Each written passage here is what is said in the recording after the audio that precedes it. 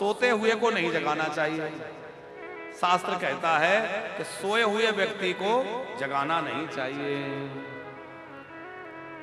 5 काम ऐसे हैं जिनको करने से ब्रह्म हत्या जितना पाप लगता है। कौन कौन से? निद्रा भंगा, कथा छेदो, दंपत्यो प्रीति भेदनम,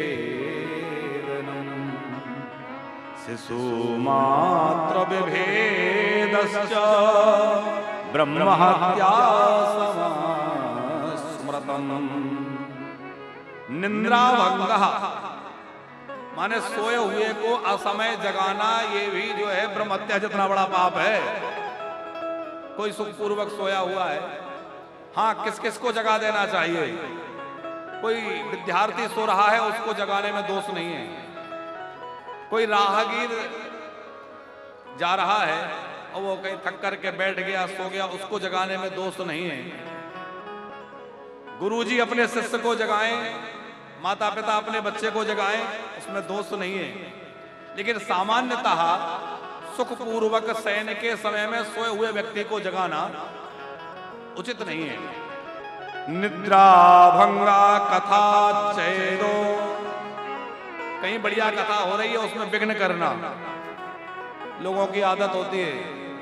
अब यहाँ तो सीमित लोग हैं, चूंकि बाहर से आए, कोलकाता से भक्त परिवार आया है, तो वो अपना सीमित परिवार लेकर आए हैं। जहाँ पांडालों की कथा होती है शर्मा जी, तो अधिक भीड़ होती है, कई बार हजारों लोग होते हैं। तो कुछ लोगों की आदत होती है कि जानबूझकर देरी से आएंगे और देरी से आने के बाद सबसे आगे घुसेंगे।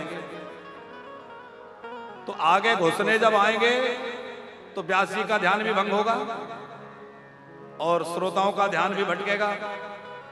किसी को लात लगेगी, किसी को पैर कुछ लगेगा, हाथ लगेगा, और वो घुस के बैठ जाएंगे और बीच बीच में उठ के और 4 बार जाएंगे।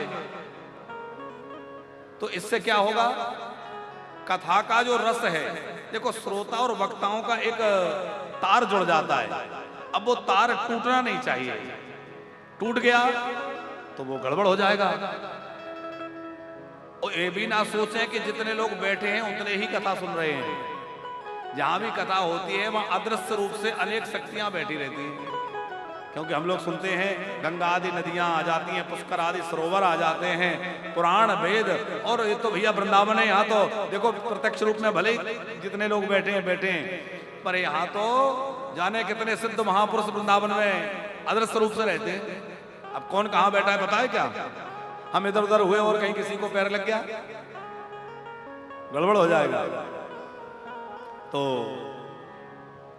हम आपसे कह रहे थे कि कथा में विघ्न करना ये भी बहुत बड़ा अपराध है। निद्रा भंगा कथा छेदो, कथा में विघ्न नहीं बनना चाहिए। किसी और प्रकार से कोई विघ्न बन जाए, कोई कथा का संकल्प कर रहा है, दूसरा कहे अरे क्या करना है, फिर देखना, ये हो जाता है, वो हो जाता है। कई लोग डरा देते हैं। तो अच्छा, कई बार एक बात और होती है शर्मा जी, जो कथा करवाई हो किसी ने और दूसरा बेचारा साहस करे कि इन्होंने कराई थी, हम भी कराएं, तो वो उसका इतना बड़ा चढ़ा के खर्चा बताता है थोड़ा अपने उसके लिए कि हम तो भैया 20 लाख किए थे खर्चा। वो बेचारा वैसे ही डर जाएगा कि इतना खर्चा होता है। तो वो हिम्मत कर भी रहा हो तो ना करे। ऐसा भी कई बार देखने सुनने बाद में पता चलता है, वो हमसे कभी मिले, ओ महाराज जी हम तो बहुत मन किए थे, पर उन्होंने आपने कथा की थी, उन्होंने बताया कि हमारे यहाँ तो इतना खर्चा हुआ।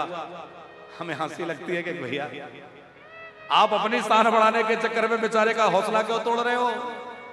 इतना खर्चा, उसका हौसला बढ़ाओ। अरे कोई बात नहीं, हमने करवाया, हम लोग है ना, हमें अनुभव है, हमने करवाया है, हमको बताया ऐसे ऐसे होता है, आप आगे बढ़िए, हम साथ है ना, तो उसका हौसला बढ़ेगा कि नहीं?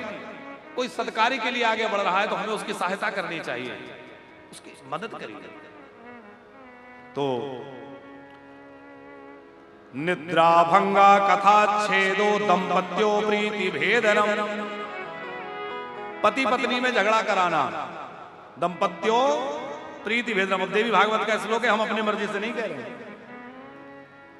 किसी प्रकार काना फूसी करके पति पत्नी में झगड़ा करा देने से भी बड़ा भारी पाप लगता है। और शिशु मात्र विभेदश्च ब्रह्म हत्या समम स्मृतम। पुत्र और मां के बीच में भेद पैदा कर देना अथवा पुत्र और मां के बीच में झगड़ा करा देना, ये भी बड़ा भारी अपराध है। अब जी हमारी माताओं को बहुत समझने की बात है दोनों।